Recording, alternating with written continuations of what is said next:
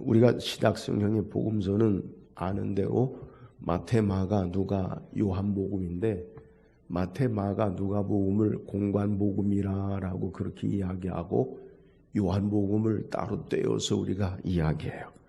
공관복음이 무엇입니까?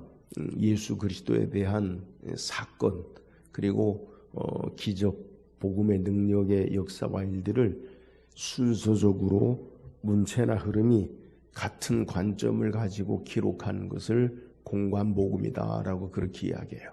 그런데 이 사복음서 가운데 요한복음은 공관복음과 좀 다르게 우리에게 예수님에 대해서 소개하는데 예수님에 대한 신학적인 해설을 통해서 예수님을 소개해요. 그래서 요한복음의 특징은 7가지 예수님의 표적, 공관복음에는 이적을 우리에게 소개하는데 요한복음에는 요한이 의도적으로 7가지 표적 그리고 예수님의 7가지 자기 선언, 이것을 통해서 예수님의 누구신지를 우리에게 보여주고, 특별히 요한은 신학적인 해설을 통해서 시간적인 순서가 아닌 신학적인 의미를 우리에게 소개해요. 그러니까 공관복음인 마태, 마가, 누가복음은 시간적인 순서로 우리에게 예수님의 생애와 그리고 그 사건들을 우리에게 같은 관점으로 기록하는데 요한은 신학적인 모습으로 그것을 바꿔요. 그래서 이 공관복음과 요한복음의 차이가 있는 거예요. 이것을 가지고 자유주의 신학자들은 비평하기를 문서가 조작되거나 편집되어서 그래서 우리가 그것을 걸러서 우리에게 주는 걸 알아야 한다라고 그렇게 잘못 우리에게 이야기하지만 역설적으로 이것을 통해서 성경이 여러 사람의 다양한 관점을 통해서 내용을 더 풍성하게 하고 그리고 밝히 드러내주는 것, 그리고 참된 진리의 말씀임을 우리에게 소개하는 거예요. 오늘 우리가 읽은 본문의 내용은 성경에서 마가복음에만 기록되어 있는 사건을 포함해서 공관복음과 요한복음 전체에 기록되어 있는 사건이에요. 그러니까 예수님 붙잡히시는 사건은 사복음서에 다 기록되어 있어요. 공통적으로. 근데 이 공통적으로 기록된 것 가운데에서 마가복음에만 나오는 내용도 있고요. 또 어떤 부분은 요한복음에서만 나오는 내용도 있고 또 누가복음에만 그것을 이야기하는 내용이 있어요. 오늘 본문의 내용이 어떤 겁니까? 예수님이 우리가 지난주에 살펴본 겟세마네 동산에서 베드로, 야고보, 요한과 더불어 기도하시죠. 십자가를 앞에 두고 기도하시다가 이제 기도를 마치시고 우리가 읽은 본문 내용을 보면 제자들과 함께 다시 일어서서 이제 십자가를 향해 가는 모습 가운데서 그 내용을 우리에게 소개해요. 그런데 오늘 이 사복음서 가운데 우리에게 마가복음에만 기록되어 있고 또 이 마가복음에만 기록되어 있지 않는 다른 복음서의 차이점이 어떤 거냐? 우리가 읽은 마지막 51절, 52절에 청년이 배 혼이불을 버려두고 두르고 왔다가 배 혼이불을 버리고 어떤 몸으로 도망가요? 네, 우리가 스트리킹이라고 하죠. 그죠? 성경 최초 이런 모습이다. 그러니까 벗은 몸을, 근데 성경을 읽으면서 이거 왜 이걸 기록하고 있나? 사복음서예요? 마가복음에만 기록하고 있어요. 또 우리가 오늘 본문의 내용에 보면 오늘 성경 내용에 보면 예수님과 함께 곁에 섰던 중 사람 하나가 칼을 휘둘러서 대제사장의 종의 귀를 떨어뜨렸다라고 오늘 성경이 우리에게 소개해요. 그런데 마태, 마가, 누가는 그 사람이 누구인지에 대해서 소개하지 않아요. 근데 요한복음에는 그 사람이 누구인지를 우리에게 기록하고 있는 거예요. 그래서 이런 공통점과 차이점을 우리에게 소개하는 모습 가운데서 오늘 우리에게 주시는 말씀을 좀 묵상하길 원해요. 오늘 본문의 말씀을 읽어보면 앞에 예수님이 기도를 마치고 우리가 읽은 지난주에 42절에 뭐라고 소개하냐면 일어나라 함께 가자. 보라 나를 파는 자가 가까이 왔느니라. 그러자마자 동시에 오늘 43절에 예수께서 말씀하실 때 곧 12 중에 하나인 유다가 왔는데 대제사장들과 서기관들과 장로들에게 파송된 검과 몽치를 가지고 그와 함께 하였더라라고 말씀하고 있어요. 그러니까 가룟 유다가 주도해서 대제사장의 종들과 그리고 일반 군대를 거느리고 예수님에게 나온 거죠. 그리고 그들과 함께 신호를 짜죠. 그리고 가증하게 가장 성경을 통해서 읽어볼 때에 가증하게 예수님에게 입맞추죠. 라비오라는 말은 나의 아버지요, 나의 주인이요 이런 의미예요. 그러니까 친근하게 라비오라고 예수님께 입맞춤으로 예수님을 넘겨버리는 그러한 내용을 우리에게 소개해요. 그러자 예수님에게 손을 대어 잡으려는 사람을 예수님 곁에 섰던 사람이 칼을 휘둘러서 대제사장의 귀를 떨어뜨려요. 그러니까 이 사람이 누구냐? 요한복음에만 그 칼을 휘두른 사람과 귀가 떨어진 사람의 이름이 나오고요. 그리고 그 사람이 어떻게 되었느냐?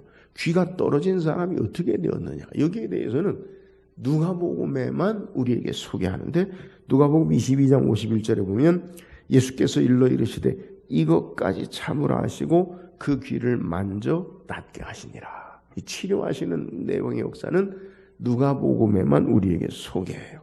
그러면서 예수님께서 말씀하시기를 너희가 어떻게 나에게 칼과 몽치는 몽둥이에요. 몽둥이를 가지고 나를 잡으려 왔느냐. 내가 성전에서 가르칠 때 예수님께서 유월절을 섬기기 위해서 적어도 2주 전에 성경 역사를 보면 예루살렘에 와서 성전에서 가르칠 때는 가만 내버려 두었다가 지금 와서 검과 몽치를 가지고 강도를 잡는 것처럼, 그러니까 분명한 죄인, 강도가 뭐예요? 이 사람 누가 봐도 죄인이다. 너희가 나를 죄인, 강도를 잡는 것 같이 너희가 나를 잡으러 왔느냐라고 말하면서 그러나 이는 성경을 이루기 위함이다라고 말씀하시고 예수님은 붙잡히시고 제자들은 다 도망가고 그리고 배 혼니부를 두르고 따라왔던 사람도 붙잡히자 배 혼니부를 벗어버리고 벗은 몸으로 도망가는 사건을 우리에게 소개해요.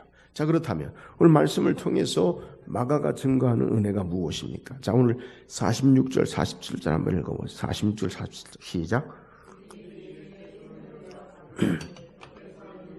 한 사람이 칼을 빼어 대제사장의 종을 쳐 그 귀를 떨어뜨리니라.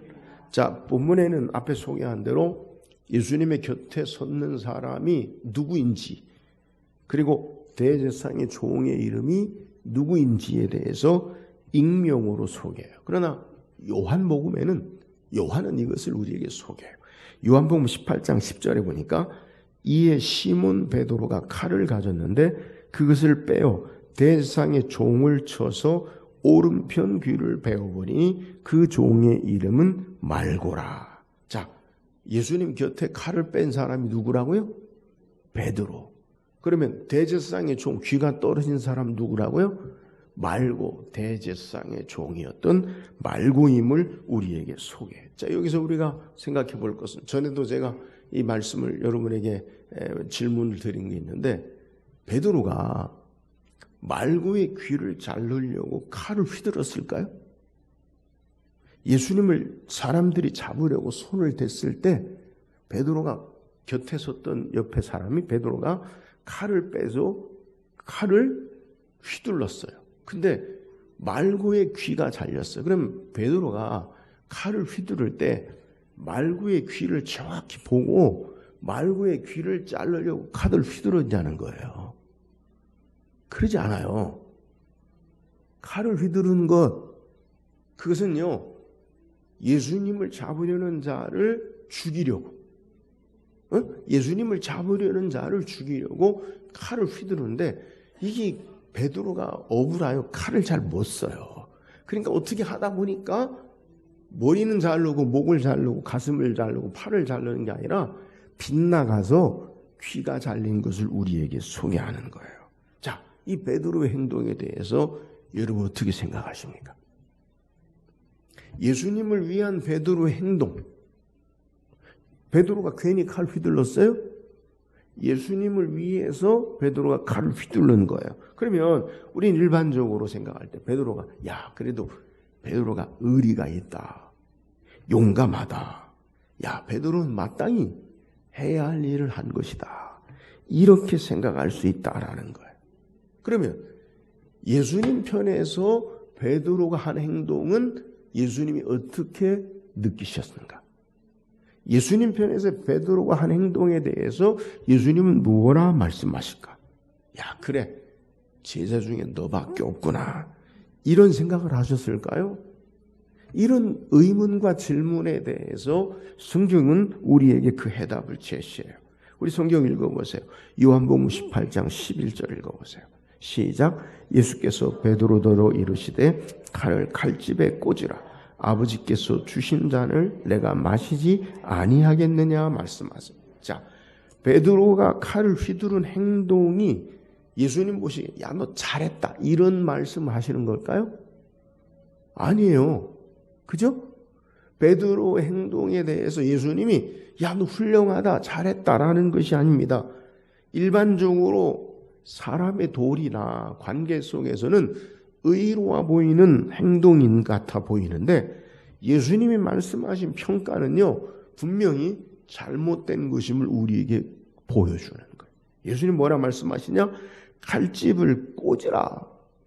칼을 거두라는 거예요. 그리고 아버지께서 주신 잔을 내가 마시지 아니하겠느냐. 아버지께서 주시는 잔. 우린 여기서 다시요. 바로 앞서 예수님께서 겟세마네 동산에서 기도하시는 하나님 아버지의 앞에 기도하시는 것이 무엇인지를 우리는 생각해 볼 필요가 있어요. 마가복음 14장 36절에 이르시되 아빠 아버지요 아버지께는 모든 것이 가능하오니 이 잔을 내게서 옮기시옵소서. 그러나 나의 원대로 마시옵고 아버지의 원대로 하옵소서 하시고 예수님이 기도의 내용이 뭐예요? 아버지께서 주시는 잔을 마시지 않겠다는 거예요? 마시겠다는 거예요? 마시겠다는 거예요. 베드로의 행동에 대해서 예수님 뭐라 말씀하시냐면 아버지께서 주시는 잔을 내가 마시지 않겠느냐? 기도하고 그것 위해서 예수님이 기도하시고 지금 왔어요. 마시기 위해서요. 그러니까 예수님이 지금 가룟 유다와 더불어서 십자가를 향해 일어나라 함께 가자라고 말씀하신 의미가 뭐냐? 하나님 아버지가 주시는 잔, 온 인류의 죄를 담당하고 죄의 결과인 피 흘리는 죽음의 십자가의 대속에 죽음의 쓴 잔을 하나님 아버지의 뜻, 하나님 아버지 원대로 하시기 위해서 기도하시고 지금 행동하시는 일어나라 함께 가자 보라 나를 파는 자가 왔느니라. 일어나라 함께 가자 도망가자가 아니라 십자가를 향해 아버지께서 주시는 잔을 위해서 나가시는데 베드로가요 칼을 휘둘러서 그 길을 막는 거예요.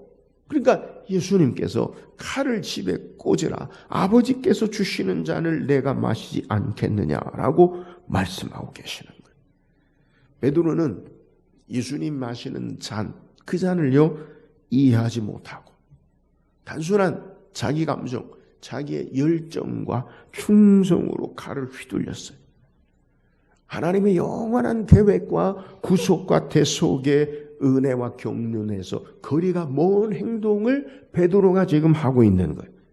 베드로는 인간적인 열정과 열심으로 말미암아 잘못하면 예수 그리스도의 대속의 구속의 사역을 방해하는 걸림돌이 되어지는 행동을 지금 하고 있다는 거예요. 베드로가 하려는 게 뭐예요? 베드로가 지키려는 예수님이 어떤 예수님이에요?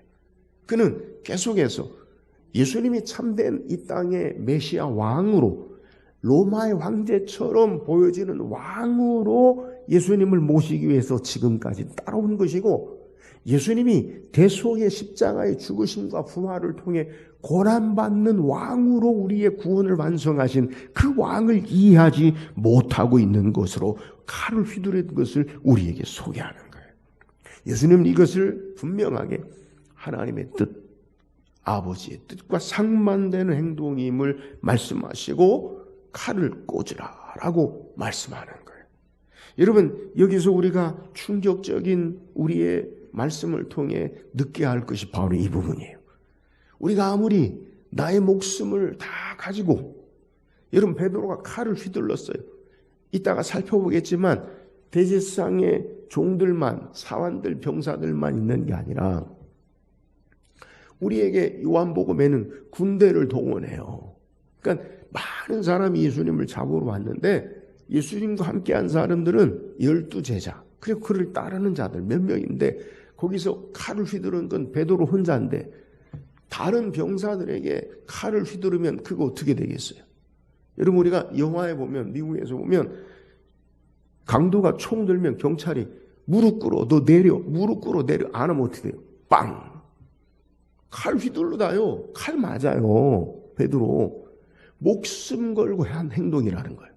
그런데 아무리 목숨 걸고 나의 열심과 열정과 충성을 다한다 할지라도 여러분, 하나님의 뜻을 대적하는 행위가 바로 이 베드로 행동이라는 거예요. 베드로 입장에서는 예수님을 위해 산 거 아니에요? 여러분, 우리가 신앙생활하면서 우리가 좀 깨달아야 될 사실이 뭐냐? 아무리 나의 열정과 의로워 보이는 행동과 열심이라도요, 하나님의 뜻과 반대될 수 있다고요. 나는 하나님의 뜻이라고 생각하고 하는데, 나는 이것이 내 목숨을 다하여 하는 행동인데, 그런데 하나님과 상관없는 일을 하는 것이 된다는 것을 우리에게 소개한다는 거예요. 바울은 로마서 10장 2절에 보니까 내가 증언하노니 그들이 하나님께 열심히 있으나 올바른 지식을 따른 것이 아니니라. 이게 뭐냐면 유대인들이 예수님을 향해서 한 행동에 대해서 자기 민족의 잘못된 점을 이야기하는 거예요. 그러니까 하나님께 열심을 내요. 근데 그 열심이요, 올바른 지식을 따르지 아니하고 예수님을 십자가에 못 박아 죽인 것을 지적하는 거예요. 우리는 참된 지식, 올바른 지식, 하나님의 진리의 말씀을 따르지 않는 것은 도리어 그것은 혼란을 주고 해가 되고 악이 되는 것을 우리가 깨달아야 돼요. 그러므로 우리가 어떻게 행동하고 우리의 삶에 신앙해야 하느냐? 하나님의 진리의 말씀과 하나님의 뜻을 바르게 분별하고 신앙해야 해요. 여러분 기억하세요.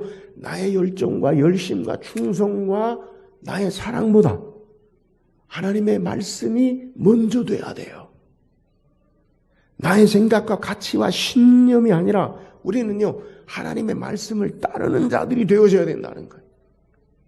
바울은 그래서 디모데전서 6장 3절에서 5절까지 보면 누구든지 다른 교훈을 하며 바른 말 곧 우리 주 예수 그리스도의 말씀과 경건에 관한 교훈을 따르지 아니하면 그는 교만하여 아무것도 알지 못하고 변론과 언쟁을 좋아하는 자니 이로써 투기와 분쟁과 비방과 악한 생각이 나며 마음이 부패하여지고 진리를 잃어버려 경건을 이계방도로 생각하는 자들의 다툼이 일어나느니라. 누구든지 다른 교훈을 하며 바른 말 곧 우리 주 예수 그리스도의 말씀과 경건에 관한 교훈을 따르지 아니하면 여러분 그것은요 다 잘못됐다는 거예요. 다시 바울은 디모데에게 말하기를 디모데후서 2장 15절에 너는 진리의 말씀을 옳게 분별하여 부끄러울 것이 없는 일꾼으로 인정된 자로 자신을 하나님 앞에 드리기를 힘쓰라. 이런 먼저가 뭐냐? 하나님의 진리의 말씀을 옳게 분별하여 그리고 하나님 앞에 나를 그 말씀을 따라 드리라는 거예요. 여러분 베드로가 얼마나 인간적인 면에서 훌륭합니까? 자기를 위해서, 예수님을 위해서 목숨을 거는 베드로 얼마나 훌륭해요. 그잖아요? 인간적으로. 근데 예수님은 인간적인 그의 열정과 충성을 칭찬하시는 것이 아니라 하나님 아버지의 뜻을 거역하는, 대적하는 그의 행동에 대해서 경계하시고, 그래서 아버지의 뜻을 따르는 것을 우리에게 교훈하는 거예요. 사랑하는 여러분, 저와 여러분이 어떻게 신앙생활을 합니까? 오늘 그리스도의 말씀과 진리의 말씀을 옳게 분별하여 바른 지식 가운데 하나님의 자녀로 하나님의 뜻을 따라 행하는 저와 여러분 되기를 주의 이름으로 축원합니다. 또한 오늘 본문을 통해 우리 주신 은혜가 뭐예요? 48절 49절 읽어보세요. 48절 49절 시작. 예수께서 무리에게 말씀하여 이르시되 너희가 강도를 잡는 것까지 검과 몽치를 가지고 나를 잡으러 나왔느냐? 내가 날마다 너희와 함께 성전에 있으면서 가르쳤을 때 너희가 나를 잡지 아니하였도다. 그러나 이는 성경을 이루려 함이니라 하시더라. 자, 예수님을 잡으려고 온 사람들을 막아는요, 대제사장들과 서기관과 장로들이 보낸 무리로만 우리에게 소개해요. 그런데 앞서 제가 언급했듯이 요한은요, 이 사람들을 확대해서 소개해요. 요한복음 18장 3절에 보니까 유다가 군대와 대제사장들과 바리새인들에게서 얻은 아랫사람들을 데리고 등과 횃불과 무기를 가지고 그리로 오는지라, 이렇게 소개하고요.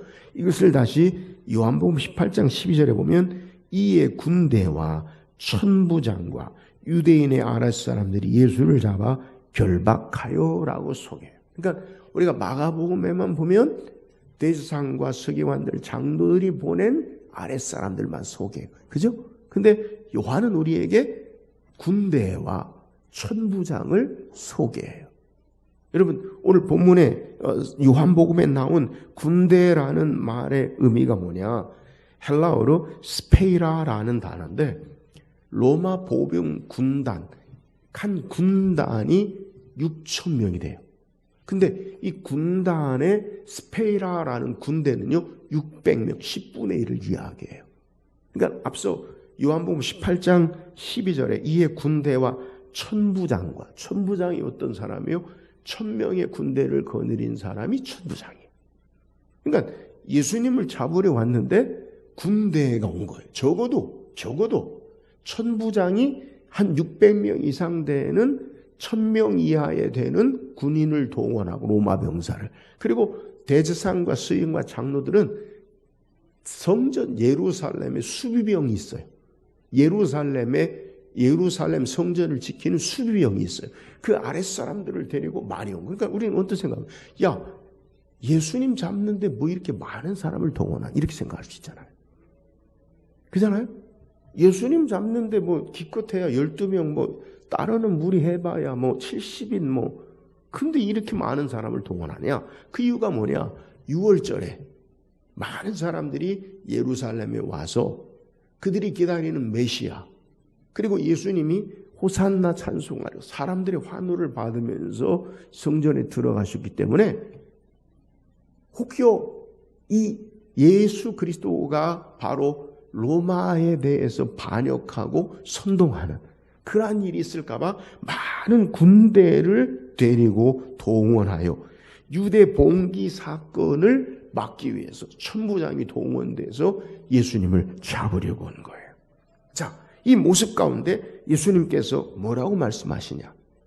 너희가 강도를 잡는 것까지 검과 몽치를 가지고 나를 잡으러 왔느냐? 그러니까 너희가 분명한 강도, 그러니까 우리가 사람을 지금도 마찬가지 체포한다라면 분명한 죄에 대한 피의 사실이 있을 때에 잡잖아요.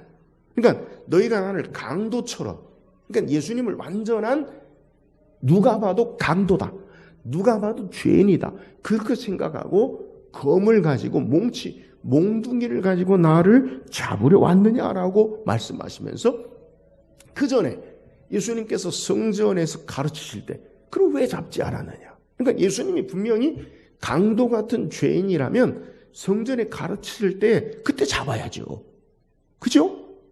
예수님이 죄인, 분명한 강도 같은 죄인이라면 이미 예수님께서 성전에서 몇 날 며칠 가르치고 행하실 때 그때 잡았어야죠. 근데 그때는 내버려 두었다가 이제 와서 나를 죄인으로 강도처럼 나를 잡느냐라고 예수님이 말씀하시는 거예요. 그러면서 이렇게 말씀하신 이유가 뭐냐?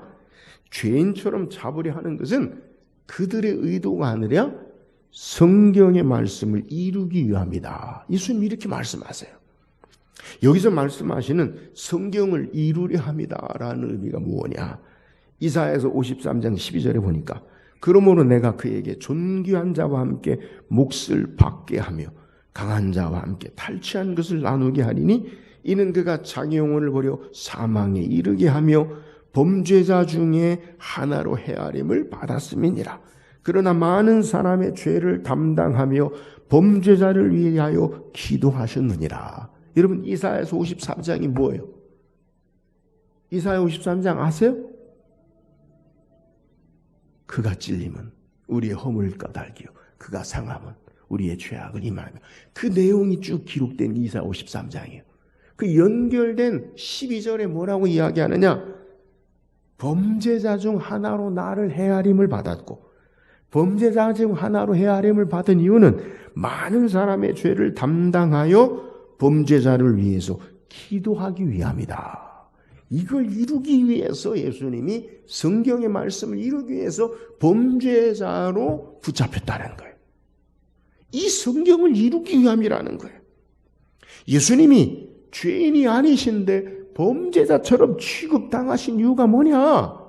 우리를 죄를 담당하시고 우리를 위하여 기도하시기 위하심이라는 거예요.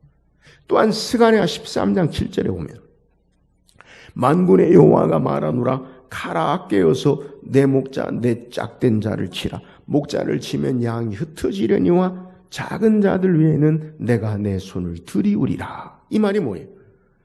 목자를 치면 양들이 흩어진다는 거예요. 바로 앞서 예수님께서 마가복음 14장 50절에 오늘 본문에 제자들이 다 예수를 버리고 도망하니라 라고 말씀하고 있어요. 양들이 흩어진다. 제자들이 도망한다. 성경 말씀을 그대로 이룬다는 거예요. 그러니까 예수님은 바로 앞서 성만찬 사건 시간에 제자들에게 말씀했던 오늘 밤 너희가 나를 다 떠나리라. 예수님 말씀하신 그대로 순서대로 그대로 되어지고 있는 거예요. 예수님 이 땅에 참된 선지자로 하나님으로 이 땅에 오셔서 그의 모든 역사를 그대로 이루시고 계심을 우리에게 증거하는 거예요. 하나님의 대송의 사역과 계획 가운데 모든 뜻을요 그대로 예수님은 주도적으로 이루시고 주권 가운데 행하시는 거예요. 예수님이 십자가를 향한 당당한 자세와 태도를 통해 하나님의 구속의 역사를 친히 예수님이 행하시는 거예요. 이 말이 뭐냐? 어쩔 수 없이 예수님이 십자가를 지고 사람들에 의해서 수동적으로 내가 그렇게 붙잡혀가고 수동적으로 신문을 받고 수동적으로 행하는 것이 아니라 예수님은 능동적으로 주도적으로 십자가를 향해 나아가시고 구원의 사역과 역사를 하나님이 이루신 주님이 말씀하신 그대로 성취하시는 분 되심을 우리에게 소개하는 거예요. 예수님의 고난과 십자가의 죽으심과 부활이 예수님의 주권 아래 나는 내 목숨을 버리기도 하고 도로 찾기도 하노라. 내 목숨을 버리노라. 예수님이 버리신 거예요. 비록 보여지는 것은 가룟 유다의 예수님을 팔아넘기고 로마의 빌라도에 의해 사형 선고를 받는 것 같지만 예수님이 주도적으로 그의 죽음과 대속의 사역을 위해서 그의 삶을 내어놓으시고 당당하게 하나님의 선하신 역사를 이루시는 분 되심을 우리에게 소개하는 거예요. 사랑하는 여러분, 예수님 누구십니까? 바울은 우리에게 만왕의 왕이시요 만주의 주시요 홀로 높으신 한 분 하나님이심을 우리에게 소개하고요. 이 하나님이 인간의 몸을 입고 이 땅에 오셔서 우리의 구원을 위해 친히 고난받으시고 죽으시고 부활하신 주님 되심을 우리에게 소개하는 거예요. 그래서 이 주께서 친히 모든 역사를 경응하시고 주관하시고 이루시는 하나님 되심을 우리에게 소개하는 거예요. 예수님의 고난도 십자가도 죽으심도 부활도 하나님의 권능과 영광의 주권 가운데 이루시고 행하시는 분이라는 거예요. 사랑하는 여러분, 오늘 예수님은요, 이 모든 것을 다 주권적으로 주장하시고 경영하시고 이루시는 하나님 되심을 믿으시기를 주의 이름으로 축원합니다. 그 하나님을 우리가 믿고 신앙하는 게 예수 그리스도라는 거예요. 예수님은 피동적으로 수동적으로 어쩔 수 없는 삶의 모습 가운데 행하시는 분이 아니라 오늘 모든 것을 주관하시고 역사하시는 그분이 나의 주요 나의 하나님 되심을 바르게 믿고 신앙하는 저와 여러분 되기를 주의 이름으로 축원합니다. 또한 51절 52절 한번 읽어보세요. 51절 50 시작.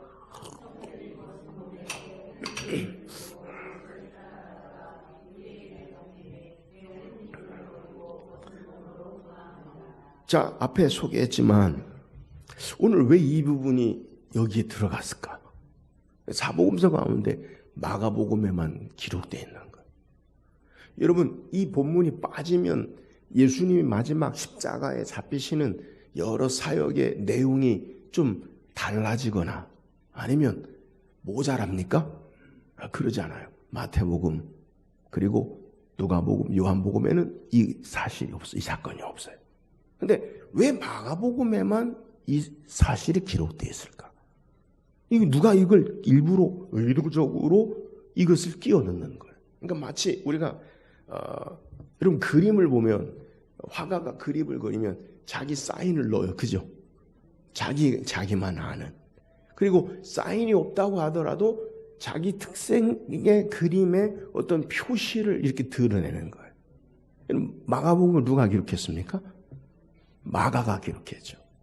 그러니까 오늘 마가는요, 누가 봐도 초대교회에서 누가 봐도 이 글을 읽으면 이 사람이 누구인지를 안다라고 우리에게 소개한 마가라고 보는 것이 전통적인 그리고 일반적인 그런 해석이에요. 물론 이 사람이 누구냐에 대해서 현대에서는 제자 중에 한 사람일 것이다. 추측.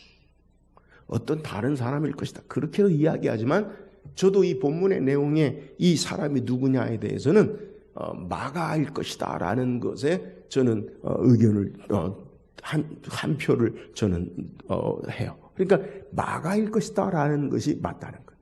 그 이유가 뭐냐? 자, 예수님께서 유월절을 지나실 때 바로 앞서서 자리를 준비한 장소가 어디냐? 마가복음 14장 14절 15절에 보면 어디든지 그가 들어가는 그 집 주인에게 이르되 선생님의 말씀에 내가 내 제자들과 함께 유월절 음식을 먹을 나의 격실이 어디 있느냐 하시더라 하라. 그리하면 자리를 펴고 준비한 큰 다락방을 보이리니 거기서 우리를 위하여 준비하라 하시니. 자, 예루살렘의 성만찬 유월절 예식을 행하기 위해서 큰 다락방을 예루살렘에 준비한 거예요. 그죠? 예수님께서. 근데 이 다락방이 또 등장하는데 어디에 나오느냐? 사도행전 1장에 보면 예수님의 제자들이 다락방에 모여서요, 그것을 성령에 충만한 성령께서 이 땅에 임하시는 성령의 세례 역사의 내용으로 우리에게 소개해요. 그 다락방에 모여서요. 그리고 이 다락방에 대해서 또 사도행전에서 우리에게 소개하는데 사도행전 12장 12절에 보니까 깨닫고 마가라 하는 요한의 어머니 마리아의 집에 가니 여러 사람이 다 거기에 모여 기도하고 있더라. 그러니까 이 다락방 여러 사람이 모일 수 있는 예루살렘에 있는 제자들과 예수님이 함께했던 장소, 그리고 제자들이 계속해서 예루살렘에 거점적으로 함께했던 장소가 어디냐?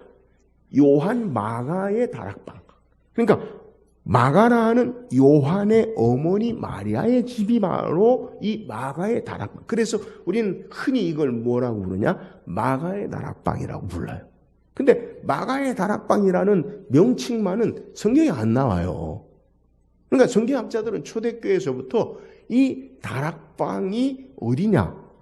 요한의 어머니 마가라 하는 요한의 어머니. 그러니까 마리아의 집에 마가는 아들이죠. 그죠? 요한 마가 아들이.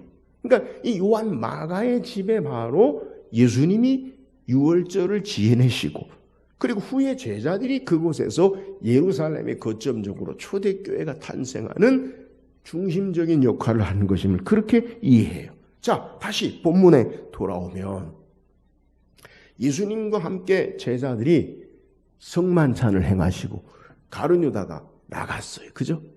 그리고 예수님은 제자들과 함께 어디 갔어요? 마가의 다락방 유월절 반찬을 행하시고 성만찬 행하시고 베드로 야고보와 요한을 데리고 어디로 갔어요? 겟세마네 동산에 기도하러 가셨어요.